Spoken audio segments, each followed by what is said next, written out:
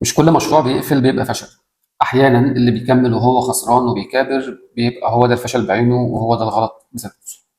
النهارده هكلمك في الحلقه دي عن حاجه كده بنسميها الصبر الذكي والعند، انا اسف في اللفظ الغبي.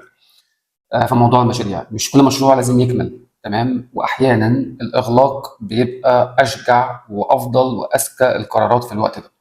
في الحلقه دي هكلمك عن شويه محاور كده على فكره الاغلاق او الشت داون للمشاريع لا قدر الله لو وصلنا لمرحله صعبه، وازاي نحدد احنا نقدر نكمل تاني او ان احنا خلاص مضطرين نعمل اغلاق، وهيبقى ده بالنسبه لنا افضل القرارات في الوقت الحالي. المحور الاول اللي هكلمك عليه النهارده اللي هو ليه بنخاف نقفل يا جماعه؟ يعني ليه بنخاف نقفل المشاريع او يعني نعمل شت داون للمشروع ده لو هو بيسبب خساره معينه او ما بيحققش الهدف المرجو منه او النجاح المطلوب المتوقع منه.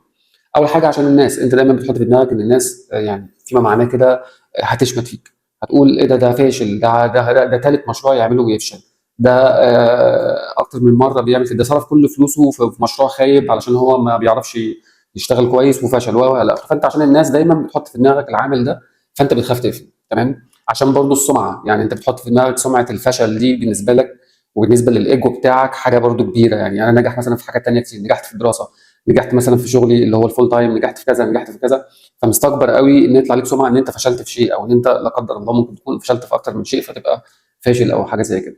عشان تعبنا فيه دايما تقول لا والله احنا تعبنا فيه وصرفنا فيه وعملنا فيه مجهود، فخساره ان احنا نقفل. موضوع صرف الفلوس ده كمان باكد عليه، يعني فاهم، عشان احنا صرفنا فلوس كتير فاحنا مش عايزين نقفل، مع ان انت ممكن تصرف اكتر بالخساره طول ما انت مستمر بشكل او باخر. فده اسمه، بنسميه يعني في الشغل البزنس وكده اسمه وهم التكلفه الغارقه. ده وهم، ده مش حاجه حقيقيه بالنسبه لك. طالما دفعت بتحس انك لازم تكمل حتى لو انت خسران. المحور الثاني اللي هكلمك فيه ايه هم بقى اهم 5 اشارات خطر بالنسبه لك لازم توقف عندها وما ينفعش تكمل مشروعك تاني. اول حاجه مفيش طلب حقيقي، يعني بعد اختبارات واضحه وبعد مجهود كتير وبعد شغل وبعد تغيير الطريقه اكتر من مره مفيش نتائج واضحه ومفيش طلب حقيقي بالنسبه لك. المبيعات مش ثابته ومفيش نمو بيحصل، خساره دايما مستمره بدون اي خطه انقاذ او خطه تغيير او تبديل او تطوير، استنزاف نفسي وضغط نفسي رهيب جدا عليك وعلى نفسك.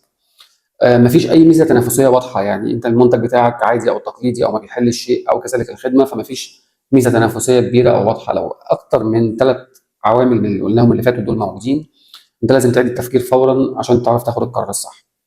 المحور الثالث اللي هكلمك عنه النهارده، اسال نفسك بقى 3 اسئله صريحه وجاوب على نفسك بمنتهى الصراحه. هل لو رجع بيا الزمن انا ممكن ابدا المشروع ده تاني واعمل نفس اللي انا عملته؟ هل عندي خطه واضحه للتحول والتغيير والتطوير خلال ال3 شهور اللي جايه؟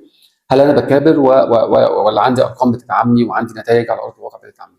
اجابه ال3 اسئله دول بمنتهى الوضوح والصراحه هم هيبقوا بالنسبه لك طوق النجاه ان انت تاخد القرار الصح وانت تقرر القرار الصح. البيزنس يا جماعه ارقام زي ما قلت قبل كده، مش مشاعر. ما تمشيش في البيزنس بمشاعرك وبس. المحور الرابع اللي هنتكلم فيه النهارده بقى، ايه الفرق بين ان انت تقفل وبين ان انت تغير الاتجاه؟ تمام. احيانا الحل ما بيبقاش الاغلاق الكامل، احيانا بيبقى فكره ان انت تعمل تغيير اتجاه او تبتدي تقلل وتحجم الدنيا شويه علشان تتاكد من تجربتك للنهايه. فممكن تغير الجمهور، يعني ممكن تجرب انت تغير الجمهور المستهدف، تحط فئات اخرى من الجمهور المستهدف، تبتدي تعمل مكالمات مباشره مع الجمهور او مع العملاء المستهدفين وتعرف وتفهم السوق كويس جدا عشان تعرف تعدل وتغير. تعدل المنتج او الخدمه اللي انت بتقدمها، ممكن تكون محتاجه حاجه بسيطه تتعدل سواء في المنتج يعني او في الخدمه، او منتج مكمل او خدمه مكمله او ما الى اخره. فادرس الامر ده وهتفهمه طبعا من النقطه اللي فوق بتاعه دراسه الجمهور او تغيير الجمهور المستهدف. تغيير نموذج الربح او البزنس موديل، ممكن تغير الطريقه. يعني مثلا ممكن بدل ما انت مثلا في خدمه بتاخد باجر، ممكن تعملها بسبسكرايب او باشتراك شهري او باشتراك ربع سنوي او سنوي او وات ايفر. تمام. ممكن في المنتج برضو كذلك تغير طريقه الربحيه بتاعتك او البيزنس موديل بتاعك بشكل او باخر. دمج المشروع ده في نشاطات اخرى. تمام. يعني ممكن من المنتج تطلع خدمه، ودي هنتكلم عنه في حلقه مستقله، وممكن من الخدمه تطلع منتج وهكذا. تمام. تدمج المشروع يعني في نشاط تاني او تغير شكل المشروع بتاعك. فبعد كل الطرق دي لو السوق رفضك، حاول انك تغير الزاويه اكتر من مره، ولو برضه ستيل يبقى لازم تخش معايا المحور اللي جاي بقى اللي هو ازاي تقفل بطريقه ذكيه. ده المحور الخامس والاخير، ازاي بقى بعد كل السبل والطرق وكده اقفل بطريقه ذكيه. اول شيء لازم تسدد كل التزاماتك، يعني حاول تدي نفسك مهله وفتره انك تسدد كل التزاماتك من اجور، من رواتب، من مصاريف، من ايجارات، من اشتراكات، من كل حاجه. خلص كل التزاماتك وكل مصاريفك بشكل كويس. حافظ على سمعتك في السوق، لان انت ممكن ترجع تاني، فبتتعامل مع موردين، بتتعامل مع موظفين، بتتعامل مع اي شيء. خلي سمعتك دايما كويسه، لانك ممكن ترجع وتحتاج كل اللي انت اتعاملت معاه ده تاني. اطلع دايما بدروس واضحه، يعني امسك ورقه وقلم كده، اكتب ايه الدروس المستفاده من الموضوع، ايه اللي انا استفدته من التجربه دي. لازم تكون استفدت، مفيش تجربه بتعدي علينا الا لما بنستفيد منها.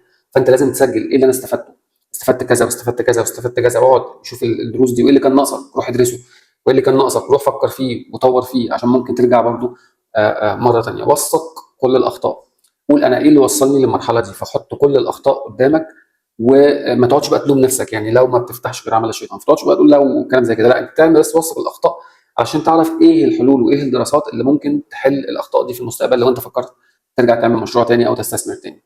فحط في دماغك دايما مبدا مهم جدا، انت مش فشلت، انت اشتريت خبره. يعني دي دايما انا بقولها للناس وانا بعملها مع نفسي. ما تقولش دايما انا فشلت انا فشلت انا فشلت، لا، بلاش الجلد الذات ده. بالنسبه لك هيبقى هيوصلك لمرحله اسوء من اللي انت ممكن تكون فيها. لا، ادي نفسك دفعه لقدام وقول انا اشتريت بالفلوس خبره. اشتريت خبره ان انت جربت وشفت واتعاملت مثلا مع موردين، اتعاملت مع موظفين، اتعلمت مبادئ في الاداره، حسيت ان انت محتاج تدرس اداره فتروح تدرس اداره علشان تعرف تدير فريق او تدير موظفين او الى اخره. فدايما حط في دماغك ان انت بتشتري الخبره دي بفلوس. فمش كل معركه لازم نكسبها، يعني حط في دماغك كده، مش كل معركه انا لازم اكسبها، لكن لازم تطلع منها اقوى، لازم تطلع منها اقوى. دي اللي بيتعلم واللي بيعرف يواجه نفسه بالحقيقه بدون ايجو، يقول لنفسه انا فشلت في 1 2 3، انا محتاج اطور نفسي في 1 2 3، فاطور من نفسي وكده اظبط الامور. فالمشروع ممكن يقفل، ممكن يقفل، بس عقلك عمره ما بيقفل طول ما انت فيك الحمد لله صحه، وطول ما انت عندك عقل، طول ما انت ماشي بعلاقه طيبه مع الناس وعلاقه جيده قبل كل شيء مع ربنا سبحانه وتعالى. فاعرف ان انت عمر ما عقلك هيقف في يوم، ودايما هتختار مشروع كويس وفكره كويسه لحد ما توصل ان شاء الله للنجاح. ودايما بفكرك في اخر حلقات الموسم ده من عقلها وتوكل، اعمل كل اللي عليك وتوكل على ربنا سبحانه وتعالى، فعلها دايما وتوكل، وربنا يوفقكم جميعا، واشوفكم قريبا في محتوى اخر.